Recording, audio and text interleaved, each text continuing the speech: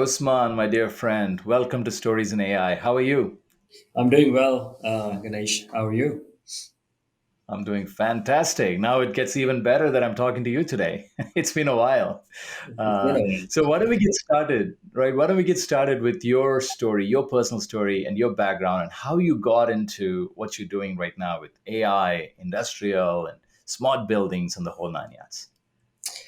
It is quite interesting. I had no idea it would end up being like this, but my passion and interest in artificial intelligence dates back to when IBM's Deep Blue beat Kasparovich back in 1995, 96, and I was a Yep. teenager at that time.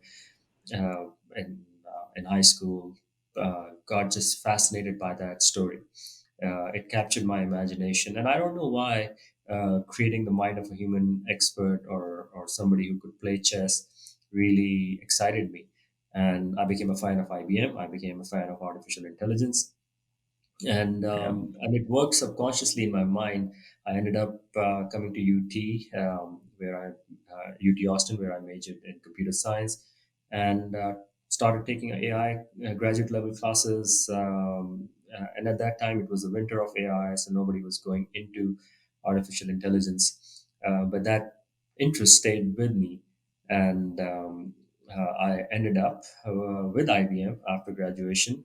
Obviously, not in artificial intelligence, but working in one of the other enterprise software company products that they had. I kept building my business and technical background. And when the time was right, I ran into a gentleman named Amir Hussain, who was starting an industrial artificial intelligence startup. And I wanted to join the journey because that spark was there. It just needed some good ignition, and that's what exactly it did. Helped Amir build that unicorn over the last 7 8 years, and learned a lot about software and industrial software in tough environments, how artificial intelligence can really change the industrial world. And what I was really interested in is the cyber physical world, because it's one thing to do something in consumer and internet, but to be able to make an impact in the physical world with software is is where the value is. I always felt that that's where the value was. And once I did the startup gig, I decided to join Honeywell, which is one of the largest industrial companies, and wanted to help them transform themselves into an industrial software company. So, has been a good last 10 years around artificial intelligence and industrial and real estate and so on and so forth, and something very close to my heart. That's amazing. A few things. One is like, looking back when you think about when you got excited about AI during the AI winter, I read a quote this morning from our mutual friend, Manoj Saxena. He was actually being interviewed at a Dell podcast, and he talks about saying AI is not a 5-year-old technology, it's a 500-year-old or 500-year technology spectrum, right? So we're just still early in the innings of it. So, I mean, like you, I was also getting excited about AI and artificial intelligence back in the 90s. And then it took all this while for the universe to bring it to so easily accessible form for everybody. So I just thought that was an interesting thing.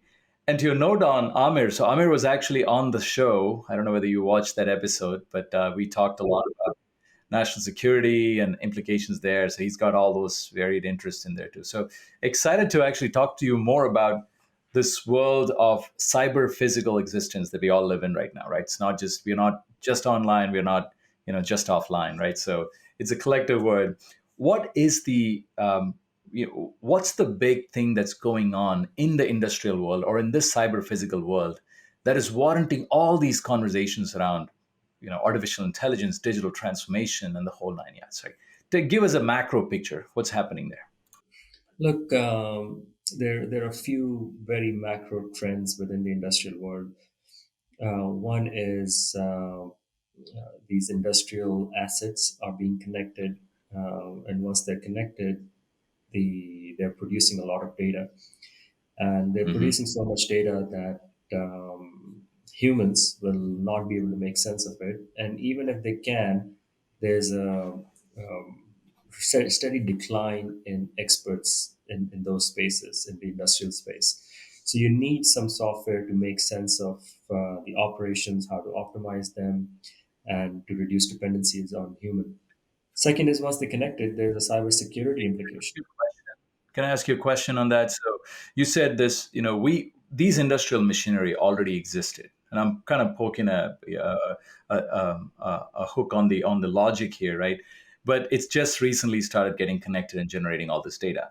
Is it because that you don't have enough experts that it becomes important to automate the understanding of that, or is it just that we are doing a lot more? The production is at an all-time high, and so forth.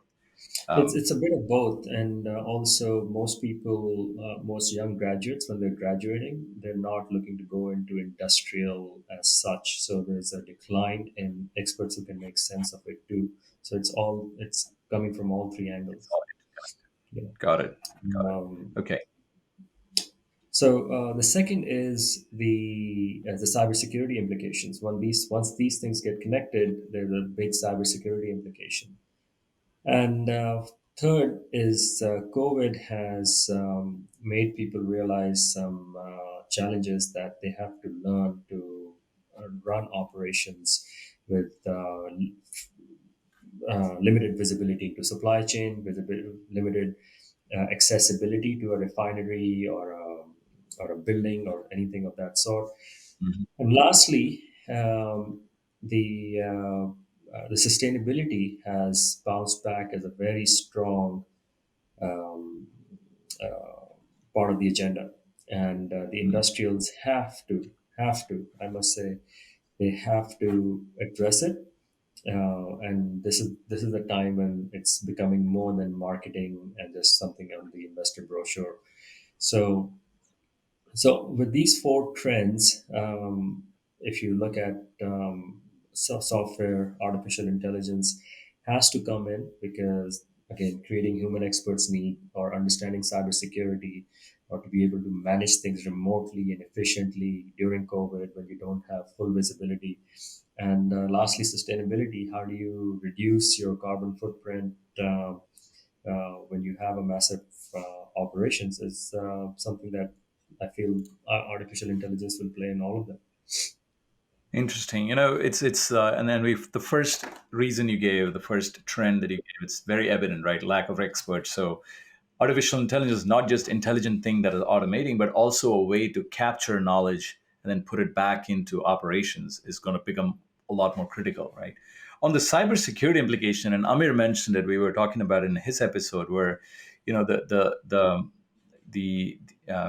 the battleground today is not just arid deserts and skies, right? It's actually power plants, it's city infrastructure, it is water, it's the public infrastructure that is in densely populated areas.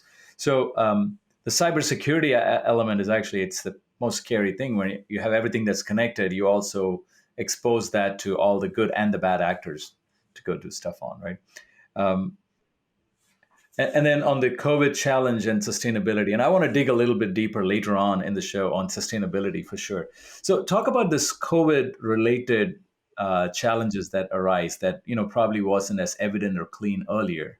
Like you mentioned, supply chain visibility. You mentioned just the remote work environment, if you will, right? So how people are all distributed now, then not in one physical location. Yeah. So Explore look, at this stage of the COVID, we can access the sites and it's less acute. But there was a period of time, 3 to 6 months, where we just nobody was able to go in, and we had to stop production in many cases. So if that. Mm, now companies have realized that they need to be able to manage remotely, remote work was mostly limited uh, to knowledge workers, but that mm, remote ability has to come to field workers as well, and not just being able to do things remotely, but the intelligence and the tools and the capabilities, all of that has to come into play.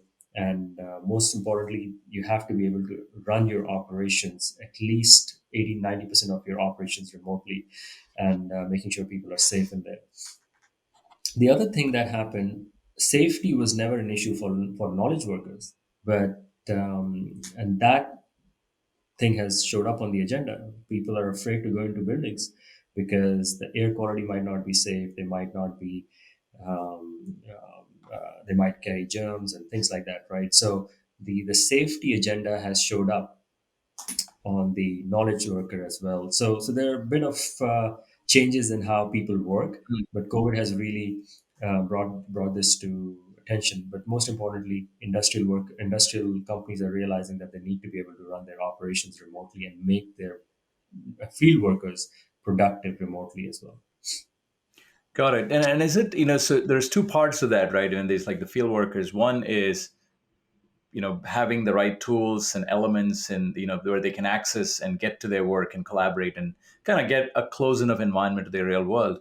But there's also the industrial automation side, right? You need systems and your manufacturing plants and pieces. So talk to us a little bit about how is Honeywell looking at it? How is some of your big customers doing this? How are they actually maintaining operations, especially in physical factories when everybody's mostly working from Yeah. home? Look, Honeywell at the core of it is a controls and automation company, right? So that's what we have done since pretty much inception. The difference now is we are able to connect all parts of the value chain and automate that. So previously, the let's say life sciences, right? In life sciences, we would be automating the DCS. That's something that we were automating. But now we have buildings piece. We have MES, which is manufacturing systems, and then quality management system and company that we acquired. We can connect to all of them and automate the whole most of the process. We can also connect to an Yeah. ERP. So all of these systems are getting connected, and it's not just one piece or two pieces of automation that were traditionally done. Secondly, is we're taking a lot of the intelligence into the cloud, where customers are comfortable with, where so that allows you to manage things remotely and do start crunching numbers and doing some intelligent stuff. But we're also able to run things on premise as well as give you remote access through tunneling and to be able to operate remotely. So the two things that are different go back is we have been able to connect and automate the whole value chain or a majority of the Hmm. value chain. And Yeah. second is to provide remote access either via the cloud or through remote tunneling. And that has enabled significant amount of remote access and automation over a large coverage of the process. Got it. Got it. And I think, from, diving deeper into AI, for example, so machine learning and those kind of applications, where do you see most of that adoption happening within the industrial space? What kind of use cases, what kind of, target areas are they actually being deployed today? It varies by industry. It varies by the company's maturity, and I think those are the two big variables. But look, predictive maintenance still is the holy grail. If you can crack that, um, that that helps. That's the biggest capital expense for most industrials. Then productivity of knowledge workers is another one where you could how can we transfer knowledge so they can deliver in time in field is a very good use case. Cybersecurity is coming up. I'm sure Amit talked about endpoint protection using artificial intelligence, but also doing anomaly detection and finding assets connected is a big one. Um, then supply chain is a big one. So supply chain and sustainability because of COVID are two use cases that have emerged very strongly during and since COVID. In sustainability, for example, we are not able to just count your carbon footprint. Most customers don't even know what their carbon footprint looks like, and let alone reducing it. and we have developed AI algorithms which are based on working with buildings and refineries to be able to reduce that carbon footprint and not just give you a calculation. So those are a few use cases, and as I said, it varies by maturity, it varies by where they are in the journey, Mm. and also by the industry itself. Got it. No, it's actually.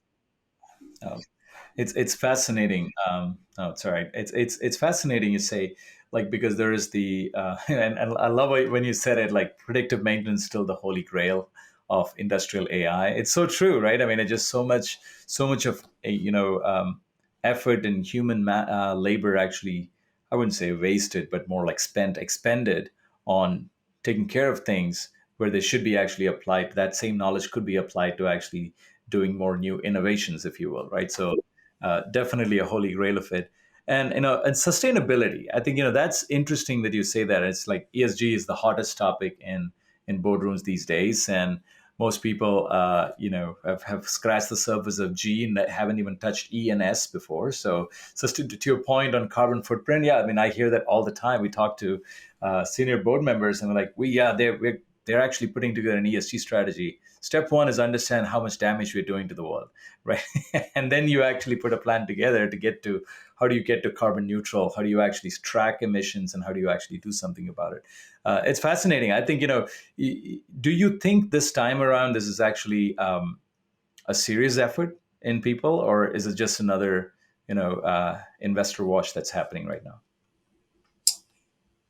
Uh, so, look, I'm a big believer in AI, so I'm a bit more optimistic than most people. But the good Sure. thing is that AI might be falling short of the promise, but at least it's making some progress and giving some value in the industrial world. Mm, So there, people are using it. People are liking it. They might not like it to an extent. Because things might have been overpromised. I think we've gone through that correction, and now the expectations are set. People understand AI, and it is delivering value. In most use cases, it might not be massive value, but it's significant value. So I mhm. think it's there to stay. It's going to continue to add value, and people will continue using it. And as the technology matures, as the data becomes accessible, and the biggest problem in industrial is data formats and extracting the right set of data. As these things are um, resolved, the I think AI will add significantly more value. So I think it's Mm. here to stay, and it will continue to add value. And there are a lot of success stories already, and that's a good thing. And I've personally deployed my fully autonomous energy optimizer in hundreds of buildings, and it's working. So people can see it, and they can relate to it, and I think that's the key part, that now people can touch and feel it. So Yep. uh, I think there's still overpromise under delivered phenomena going on, but there are a lot more success stories than in previous iterations of artificial intelligence. So I think this is real this time. For sure. I think I 100% agree as well. I think that this is still way early in the market, though that we're going to start seeing a lot more thing as more and more of the building blocks across, like you said, data, the formatting, the time it takes to get the data ready, talent, all of that gets a little bit more resolved and democratized as we go through it. It's just going to open up the aperture for doing more things. You talked about buildings and real estate, right? So it's post COVID, and of course also because of social media platforms moving into the metaverse, right? The whole emergence of this whole notion of, look, when human beings are spending more time online than they're going to spend offline, that becomes your office, that becomes your workspace, that becomes your social space, right? So in a world of the metaverse, first, what the hell do you think of that? Number one. Number two is, how does smart buildings, connected buildings, how does all of that play in this new world where it's going to be a cyber physical existence for human beings? Uh, Look, I think metaverse is real. It's ironic, but the younger generation, kids in their teens and the early 20s, they are spending a lot of time in the digital space. They're buying digital goods. Yeah, Uh, the consuming. numbers are staggering for how much the digital assets are being sold for. Uh, Yeah, there were more than $5 billion worth of digital assets sold over the internet last year alone. yeah, So the we're talking in the real estate world. We're talking about hybrid workplace, which means working half the time from home and working half the time or part of the time in an office. And I think there's another hybrid thing coming where you're working from home and you're working in the office, and some of the people are in in a different part of the world, country, whatever. So you will connect with them in a cyberspace, and it's still a ways out, but I think that's the direction it might end up. And so I'm a big believer, and that's the direction the world's moving. Web 3.0 is another one that plugs right into it. So all of this has to come together to make it work. So again, I'm a technologist. I like to push the limits, and I believe yeah. we are trending in that direction. So what trends do you see on the smart building land, right? I mean, are we going to actually have, like, the obvious answer is collaboration and presence, right? So to be, if you're in a conference room and somebody is sitting in, I don't know, Timbuktu, and they're part of the team meeting, like, obviously we have first generation of conferencing systems, but just exploring that a little further, right? So that's one area.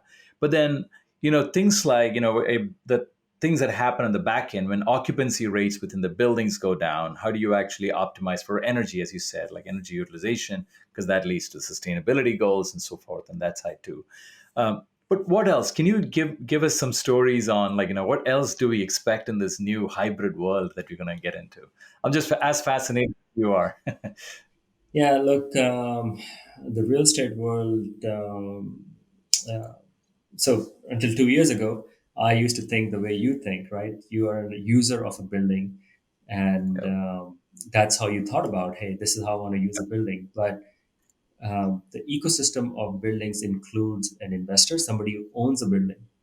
There's Yep. also an operator, somebody who's operating a building, and Mhm. there's the service technicians who service the building, and then there are occupiers who occupy the building, and then there are occupants who come in, like you, and consumers who come in. So there are 5 different personas in the buildings. And I only thought about the people like myself who would go in and out of the building. How can I collaborate? How can I don't get lost in the building? That kind of stuff. But you would not believe that today investors who own a building, and if they're not operating, they have very limited information about the building. They don't know if something is going to break in their building. They don't know who's coming in and out of the building. They might not know what their carbon footprint is. So there's an operational element to it as well. And think of this mental image. Today, every building is managed individually, or most of the buildings are managed individually. Individually, And yeah. right, so if I am Honeywell or Microsoft and I have hundreds and 800 buildings globally, I want to be able to manage the global footprint from a Starbucks on my iPad. Today, it's Hmm. impossible, right? Yep. So to be able to say, look, these are the buildings. I have 800 buildings in my portfolio.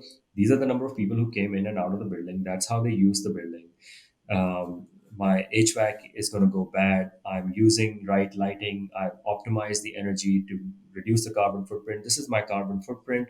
These are the things that are connected. And if cybersecurity implication happens, am I secure or not? All of this can be done remotely. And if something breaks, Mm. I can, just like an Uber, I can send out an issue to a contractor close to the building I am. I have an issue. I can be predictive, so I can schedule something in the future. I can get the best cost. I know exactly what's going to break. I know vendors. I can compare them. All of that Yep. is should be doable, but it's not. Yeah. And it's done in pockets. I'm not saying it's not, but all of these use cases have been done, but in pockets, not holistically. And Mm. that's the operational side of it. The investor side of things, the Web 3.0, I strongly believe is going to hit buildings, because buildings assets are in real life are tangible assets that are not fractional ownership is very hard. And Web Yep. 3.0 really enables that. Can you sell part of my real estate using blockchain? Fascinating. Right.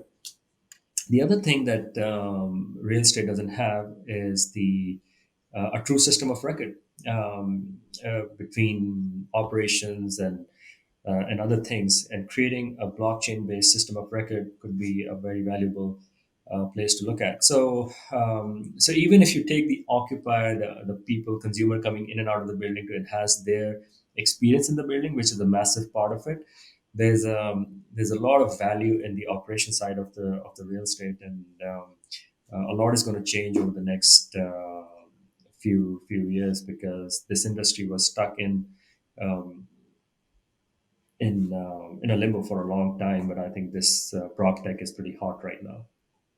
Yeah, no, it is. It truly is, and I think you're exactly right. Like, the physical buildings and physical world is the ultimate non-fungible asset, if you will, right? So if you think about it, it's perfect for NFTs, it's perfect for the Web3 phenomenon, and we're definitely seeing a lot of developer momentum, which is always a great early indicator, people going in and trying to build companies and products in that space. And it's what fascinating time to be in the intersection of cyber and physical worlds, right? Because you now get to experience the revolution on one end and the evolution on the other, and how one, kind of this becoming a one, if you will, right? Like cyber physical world and a cyber physical existence. Fascinating, fascinating. I want to actually dive a little bit on one of our other favorite topics, which is sports and cricket, which connected us initially.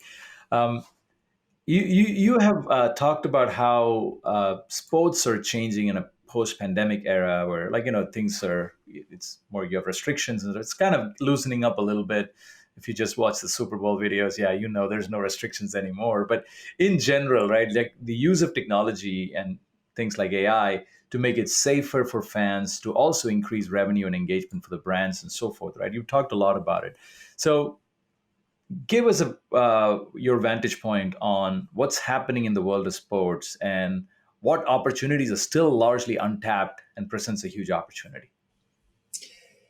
Look, the the focus has been in on the in stadium experience a lot.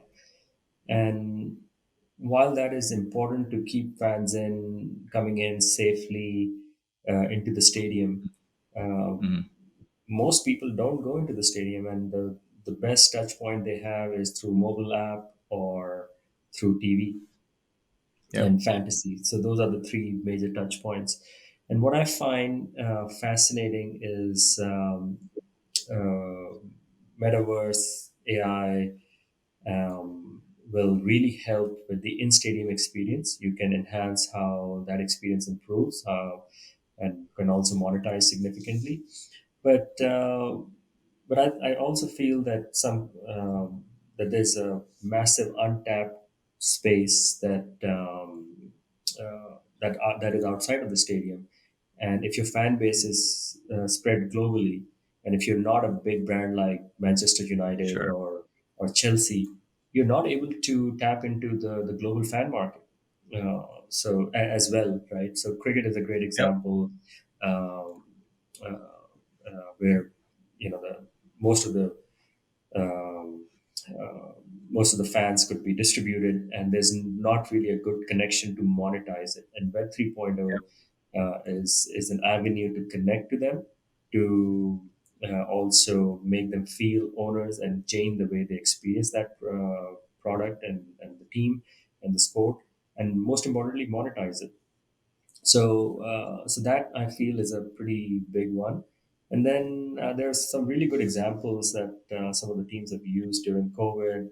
Like if they would broadcast the game and they can send you stuff to do home gating, right, rather than Yeah. tailgating outside the stadium to bring that experience digitally.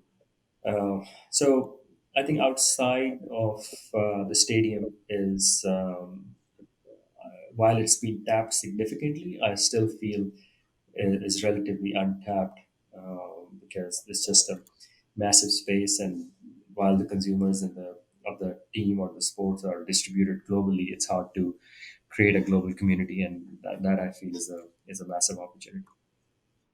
No, it's fascinating. Like one, I can imagine this whole world where you're watching a game on TV. I'm sitting here watching the an NFL game or a cricket game, and I want to get the same. Like let's say I'm watching the India West Indies game that's happening right now, the Test series, and I want to actually I feel like eating jerk chicken because I'm in the Caribbean. I want to eat it. And imagine I can actually select that in the app while I'm actually doing it, and it automates a delivery order through, Uber Eats, and I have jerk chicken, ready for me because it's aligned with the fan experience that you want to do in the metaverse world, right? And my, it's fascinating. Cricket. Like I haven't, you play a lot more often than I do these days, but I found my new way to play cricket in the metaverse, which is the IB cricket game in Oculus, and it's actually pretty fascinating. I hear they also have a bat kit, right? There's a home kit where you can actually buy like a almost looking like a cricket bat that you can use instead of your Oculus controllers, and that really brings the experience live. And I hear you also have haptic feedback on that, which is even amazing. So I'm like, I told myself, okay, I don't have to ever step on the field anymore. I'll just play it right here in this room or my living room. All my cricket's going to be that way. Yeah, and look, that going back to outside of the stadium, right? This is creating a fan or engaging a fan in your living room is Yeah. that's a great example. Yeah, Yeah, no, it's awesome. So, are you still playing cricket? Are you actively playing there in Atlanta? No. uh, trying to Cricket stay is in the shape is the Yeah, no, no, I was hardest going to way say to cricket do is it. the ultimate socially distant game, if you will, Yeah, right? Unlike all the other contact sports that we play. yeah. Um, I've picked up tennis a little bit during COVID, and that's an ultimate. If you're playing singles, it's a pretty good, very socially distant sport as well. that's true. Unlike squash for that matter. That is awesome. Usman, this has been fascinating. Why don't you give us what's your advice to organizations in their digital transformation or AI journeys right now? And what should they be doing? What should they not be doing? And how do you navigate the waters? Look, whether you're a believer or not, I think my first advice is to be a believer.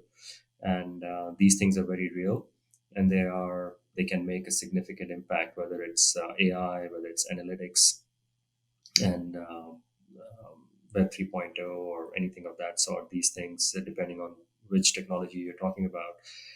But secondly, it's not about technology. Technologies are enablers, and most importantly, what is the use case and the business model?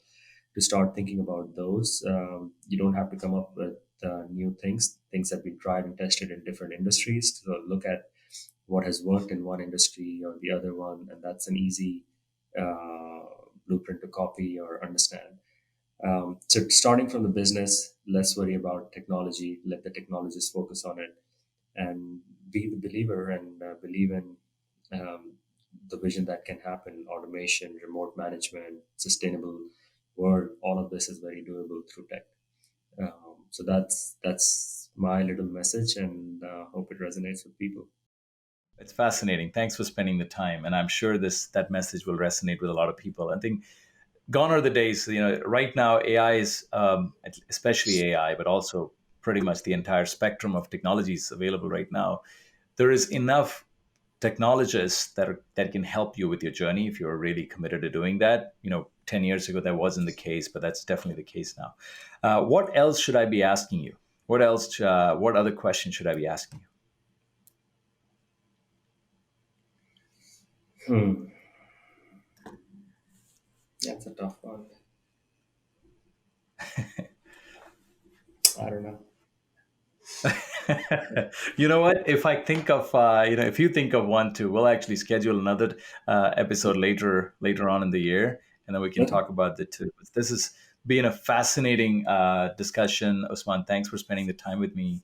And how can the viewers and listeners get in touch with you? Where can they find you on the internet? I am pretty accessible via LinkedIn, Twitter, Okay, and my personal website, usmanshuja.com, or Twitter handle kshuja. Uh, I use and on LinkedIn, if you add me or mention that you heard this podcast, I'm pretty confident I would respond. awesome. Thank you so much. Thanks for spending this time, Osman. This was a blast, and thanks for sharing your insights. No, thank you for having me, and this is a great show. Looks like and a great topic. So thank you for having me. It's been fun. Of course.